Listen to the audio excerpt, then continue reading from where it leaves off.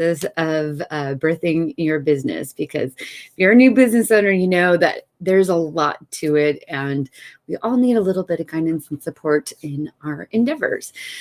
In this week's training, I am going to be talking about some ways to trust yourself so that you can trust the process.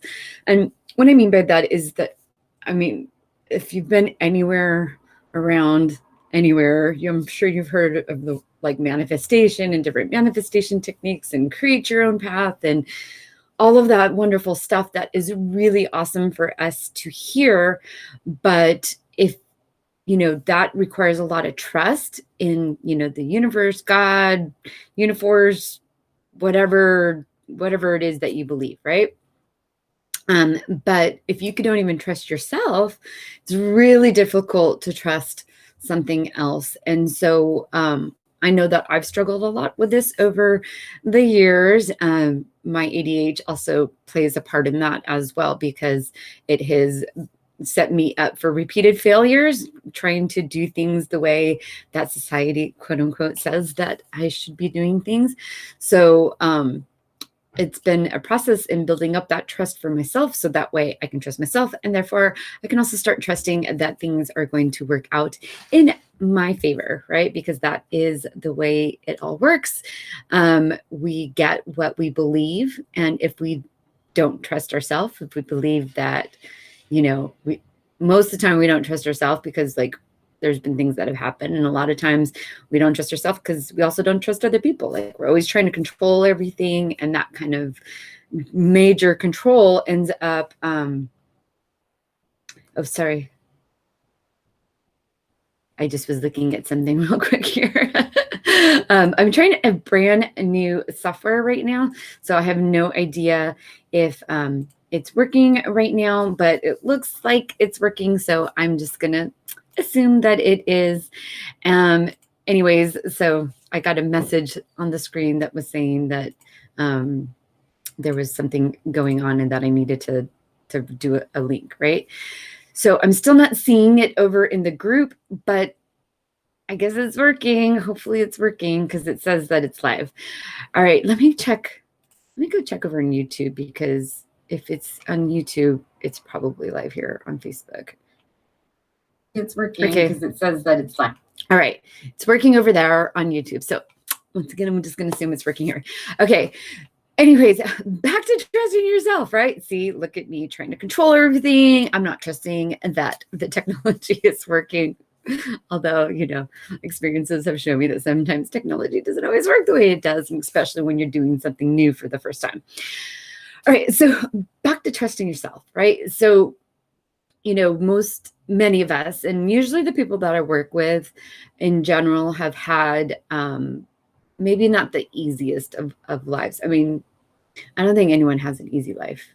It may look like some people have an easy life, but I think all of us struggle with different things. I think some of us struggle with certain aspects more than maybe other people do. And so then it looks like there's this bigger struggle for us. And one of the areas that I think the people that I work with a lot struggle with is finances and feeling worthy, because if you feel worthy of having riches, it happens, right? It happens all the time, because people just trust that they're worthy of it, and things happen. And that is kind of the way that the universe works.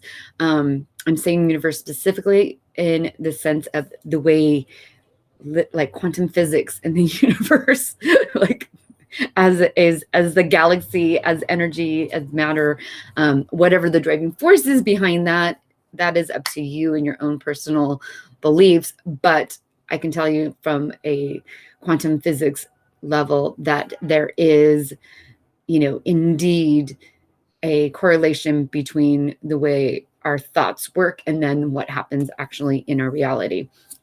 And so coming back into, trusting yourself and trusting the process, that is, kind of all of it, right? How do you trust that your business is going to work when you don't trust other people? You've been let down a lot. Maybe your family wasn't maybe the most, I don't want to say the most trustworthy in the sense of I'm not saying they lied or anything, but sometimes our family breaks our trust. Like we want us to lean on them and count on them, and then they do things that don't actually live up to our expectations, right? So then we stop trusting that they're going to be there for us. And then once we stop trusting other people, we also often stop trusting ourselves. And as I started to mention earlier, before I got sidetracked by the message that popped up about the Facebook integration, that we, like, people like me with ADHD and maybe other traumas, we have learned to actually not trust ourselves because we have repeatedly done things that make us not trust ourselves, like putting things down on the calendar and completely forgetting about them, or agreeing to do things when we're overwhelmed. And then of course we fail on that. So then we don't trust that we're going to, show up, or we don't trust that, we're going to be able to continue on. We don't trust that we are good enough to, do the thing, whatever it is. Right. So I want to kind of start talking about, one of the first step. These aren't necessarily in order, but this one kind of is the first step in learning to trust yourself specifically. And that is, you really need to observe your thoughts. And this means without judgment, with just observing. Like if you have a thought, if it's really emotionally charged, it's going to be hard to stop in that moment. But maybe if you've been ruminating over it and you realize like, oh God, I've been thinking about this all day. Why can't I stop thinking about this? Be like, okay, wait, what is this thought? What is the actual thing that I'm thinking that, is happening here? And start really paying attention to what kind of thoughts you have, because you can't change your thoughts if you aren't even aware of them. So that's really the first step. So like you can't begin to trust yourself if you're not even aware of the areas that you don't trust yourself, right? Or do you trust others? Because a lot of times that trusting yourself and trusting others, they really do kind of play together, right? It's just trust in general. So once you start observing your thoughts, like just, having a thought, and it could be crazy, quote unquote crazy, right? But it's not really crazy. It's just, what your life experiences have led you to think up to this point. So take a moment, whenever you find your mind going crazy, just stop, observe, and be like, is that my thought? Whose thought is that? Do I even think that way? What would I rather think, right? That's like the kind of the next step is like, what kind of thought would you rather have, right? That is going to, start kind of slowing down the chaotic part that gets into our mind, and that chaotic part that just instinctively stops us in our actions from taking action, because we just don't trust the entire process. We don't trust ourselves to do our part in it. We don't trust the world, the universe, whatever, to, do their part, right? Or its part, or however you want to say it. So stop, observe your thoughts. That's the key, right? And just be really compassionate with your thoughts. Like, treat yourself the way you would treat a little kid who's having that thought for the first time, because chances are the reason you're having that thought was because when you were a little kid, your experiences in your life have led you to believe that thought, to think that thought. If your experiences in life were different, you wouldn't have that same thought. So be kind, just like you wouldn't get mad at a 3-year-old for, coming to conclusions that don't make any sense. You'd be like, oh, honey, it's not quite the way it works. And then you would try to sit down and explain it to them in the best way that a 3-year-old could do that. So do that with yourself. Like if you have a thought that really, when you stop and think about, isn't maybe logical, or, it isn't aligned with what your values are and what your beliefs are, then, give yourself that kindness and compassion with your thoughts, and give yourself some space to have those thoughts and to rethink what those thoughts would be. That is actually neuro, programming, is when you have a thought, you stop, you observe it, and then you transform that thought into a new thought pattern, then you're actually going to create new neural pathways. So that way, the next time you have those experiences, you won't have that first thought that maybe wasn't serving you. You're going to have maybe the next thought, right? Sometimes it will go to the first thought, sometimes it'll go to the next thought. But the more you do this, the more you change your neural pathways to think and react the way that you want to, the way that's aligned with who you are. All right. And now that comes to number 2, which is wait to act. So one of the things that, sorry, just checking over there. So one of the things that I think leads us to doubt ourselves is that a lot of times we just react, right? So instead of react, take a moment, think about, observe your thoughts, figure out if those thoughts are yours, figure out if those thoughts serve you, figure out if your thoughts are aligned with your beliefs and your values. And then in doing so, you're going to be waiting a moment, and then you act. Then you act in alignment with the thoughts that you want to have. And when you act in alignment with your higher values and your belief system, then you start trusting yourself, because it is those reactions that come from like that inner child of us that's like, no, I don't want this to happen. Or, just, having, basically it's like our inner child that has maybe incorrect information or misguided information. I mean, in comparison to where we are now, that is just reacting to the circumstances the way they would have when you were 6 or 7 or 4 or 2 or whatever age it was when you developed these thoughts. So taking a few moments to wait to act and make sure that the actions that you're going to take are aligned with your thoughts. And then, this kind of pairs all of it together. If you're waiting and you're observing your thoughts, like the trick is to kind of be your own coach, right? We go to coaches because we want help and guidance, and they help ask us questions so that way we could, like, if like the principle of coaching is not like a consultant, right? It's not a therapist. It is really, the purpose of coaching is to ask questions so that way, like me as a coach, I will ask questions to you so that way you can figure out your own, solutions to it. Maybe sometimes the way that looks is like, oh, what about da da da da da da da? And then you sit and think, like, does that feel good? Do I like that idea? Do I like that suggestion? Does that resonate with me, right? And so, doing that process for yourself, like, if an 11-year-old or a 12-year-old or 13, 14, like how about little 17-year-old you?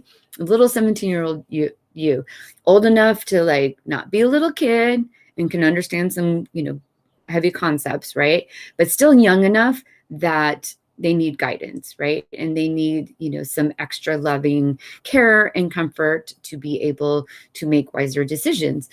If you can stop and kind of think about yourself as that 17-year-old and talk to them the way you would talk to a 17-year-old that's having those same kind of situations and those thoughts and those actions, right? And doing those things, what would you say to them? What advice would you give? What direction would you steer them in? And if you would do that for, a 17-year-old that you cared about, you should do the same. It's going to be the same advice for you, right? So being that compassionate, kind, loving person to yourself and giving yourself, take your advice, right? And then trying to come up with solutions, right? You don't necessarily say, oh, just figure it out to a 17-year-old, right? Why haven't you figured it out yet? Of course not. They haven't figured it out because they don't have the right tools and the right experiences yet. Normally you would stop and help them maybe come up with a different game plan, figure something else out. So if you find that you are not, like I'll use the calendar, for example, like if you find you're putting things on the calendar and you're ignoring them all the time because there's too many things on there and you're getting overwhelmed. Like if you stop and you think about, okay, why am I not looking at my calendar? And you're like, oh, there's just so much. I open up my calendar and there's just all these things. Maybe what you need to do is, like, if you're coaching yourself, you'd be like, oh, well, if you're overwhelmed by the amount of things on the calendar, why don't we take some of the things off the calendar so that way your calendar is more manageable? And then once you manage that, then you slowly start building in more, right? That's a typical coaching kind of technique that you would do. So do those things for yourself. Like when you find yourself not trusting yourself, maybe you set an alarm, but you hit snooze all the time. Start coaching yourself. Like, what's a good way that 17-year-old would actually, what's a new thing that we could try, right? And come up with a new way to do that, so that way you can start trusting yourself. And also, just like you would forgive the 17-year-old if they don't get things on the first try, like it's the same for us as adults too. Like we don't get things, like most humans do not figure things out on the first try. So if you try a new process and it doesn't work, try again. Actually, this is something that I talked about, I think it was just yesterday in my Success Creator Academy group session. We were talking about different productivity methodologies. And I was talking about how I really like getting things done. And I said that I had read the book several times and I've tried doing it, multiple times in my life. And that is because like I had read the book, tried it, it didn't work. And I was like, whatever. And then like 2 or 3 years later, I came across someone talking about it, and they had talked about how they had tried it a few times and, but they kept coming back to it. And eventually they figured out a way that worked for them. And I was like, oh yeah, why don't I just try it again? Like sometimes we're so quick to be like, oh, that didn't work. And just, I have to go on and do something else because that didn't work. And, that's the way life is. Like for the most, like very rarely do things actually work out on the first try. Ask anyone who has any sort of successful business, and you ask them, oh, did your first ad bring in, $1 million? They're gonna be like, no, right? Is your first product the same one you're selling today? Chances are no, right? Everything that we do like has an iteration to it. But when we don't trust ourselves enough to even keep trying, that's really where the problem is. So, be that kind coach that's going to keep encouraging yourself to keep trying new things, to keep asking questions, and to keep on yourself to keep coming up with solutions, and, do it in a kind, compassionate container without judgment. And then this is another thing that I find super, super useful. It took me a while to really start making the connections. I've always been really aware of my body and different things that are going on. And as a menstruating woman, I definitely have a cycle. But this also applies even if you do not have, you're not, a menstruating female at this point in time, or if you're a male, you probably were never a menstruating female.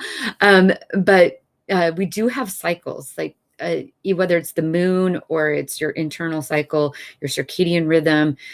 There's all these different rhythms that we have in our bodies. And if you can have something, whether it's an app on your phone, or if you are good at like doing daily journaling, just kind of take notice. Like in my journal, I use like little different pictures, literally like happy face, smiley face, sad face, different things like that I put like little tears if I'm really emotional, whatever it is. But I actually keep track of it. And I started noticing that there really was a pattern. And for me, it wasn't a typical like PMS pattern. It was like my own unique pattern. And so I found myself being much more engaged and active during certain times of the month. And I found myself being much more emotional, not when it would be expected to be emotional. It was actually at different times. And that's because, I have my own unique balance of hormones. And even though there's a regular, curve, to everything, you're going to be a little bit different. So just because this is the way it is for other people doesn't mean that it is that way for yourself. And the other thing too about tracking my cycles, I also try to keep track of like my sleep as well. And I realized that I'm very affected by my son's cycles as well. So I started kind of keeping track of how my son was sleeping and how it was affecting me. So, for example, if my son has 2 nights in a row where he's not sleeping well by the third night, I'm beat. It doesn't matter like what kind of productivity is going on. But I have learned to keep track of, his cycles and my cycles. So that way it makes it easier and I'm not so hard on myself. And it is, once again, kind of going back to that, just observing, once you stop and just observe yourself and just, without judgment, just like be a little scientist, like get curious and be like, ooh, what is making me tick? Like, what is making all these little things happen in my life that, are causing, me to doubt myself, right? And start really, paying attention, like, oh, you know what? I didn't eat that well. And I actually did not perform as well as I wanted to. And I forgot things. Oh, that makes sense, right? If you don't sleep well, if you don't eat well, if you don't drink enough water, all of those things are going to affect us. So pay attention to what your different cycles are with the moon. There's different kinds of energies. So like today is a new moon, and it was also the lunar eclipse, solar eclipse, the one where the moon is closest to the sun. So it was really cool, right? Ring of fire, right? Like burn, burn, burn, ring of fire. That, the energy does shift. And I saw it with all my clients. Like this last week was really hard. There was a lot of shedding because right before the new moon, you're really getting, the full moon is like is at the peak where you're bringing in like the peak of what you're bringing in. And the new moon is like at the shedding, right? So from full moon to new moon, you're shedding what doesn't serve you. And so in particular for this new moon, since it had the eclipse, it was like a much bigger energy. And so being aware of like how that like, oh, I want to get rid of this. I want to stop. Like there's all this kind of negative self-talk, but really it's just aspects of ourself that are, going through that shedding process. And so, as I said, like it doesn't necessarily even matter if you're cycling or, like menstruating, right? You're going to have a cycle too. It's going to be affected by the moon. There's so much evidence that shows that the moon does affect our behavior. So just understanding that, the moon's keeping track of the moon too, and maybe even trying to plan your work around the moon is also a really good idea. So knowing that like right now that you're at the new moon, it's now you're bringing in new things. This is a really good time to plan. And it's the time to like, start taking action and really, like get going, right? Like you're building up to the full moon. And then once you get to the full moon, it's like, all right, what worked? What didn't work? Let's see if we can figure out how to create a new system here. Like that's really when the best time to focus on your systems is between the full and the new moon. And the new moon to full moon is really about like, okay, what can we do to like increase the energy, right? Because the full moon is like building up. So that's my tip number 4 right there. And then last but not least, this is something that is, I think, really important, and it will help guide you, and it will help trust that the actions you're taking are what are aligned with you. So if you think about future you, right? So future you is based off of the actions that you're taking right now. So everything you're doing right now is going to show up in like 6 months. So it is important that you keep focused on who future you is. What are the actions they are taking? What are the thoughts they are having? Who are they, right? As long as you do that, like if you can remember to keep track of future you and what future you is doing, like it'll give you the motivation to trust yourself now, right? Because you're like, oh, that's right, I'm doing this, and this is the why things are happening right now is because future me is going to need past me to have done this stuff, right? So I'm a big proponent of, having your big vision a major part of your life, right? It's something that you can check in on. Like a lot of times we have a tendency to do this once a year, right? Like do a big planning thing, maybe at the end of the year, the beginning of the year, and then we forget about it. But actually, when I work with my clients and in the Success Creator Academy, one of the things that we do is we always kind of check back in with that big vision. So that way we stay on track and we are still always working towards that big vision. And when you do that, when you keep aligned with that vision of your future, and your future self, it makes it easier to trust that what you're doing and your actions are aligned with that, right? So especially if you have a plan that's, really aligned with that, you're like, oh yeah, that's right. This is what I'm doing. So when you have those moments of doubt, of insecurities, you're like, oh, that's right. It's my big vision. Just go back to your big vision, and then you will feel more confident and secure in what it is that is going on. So I know it's a little bit before time's up, but I just wanted to check. Let me check right here and see if it is live. All right, there it is. Okay, so yeah, so there you go. So there was 5 tips so that you can trust yourself, so that you can trust the process. If you are interested in learning more about things that you could do to trust the process, or if you have any tips, please leave them in the comments below, because if it works for you, chances are it's going to work for someone else. So this is a community for people to share what helps them be successful and enjoy their life, right? And build a business that they love. All right. Bye, everybody. I will see you next Thursday for Training Thursday. All right. Have a great weekend.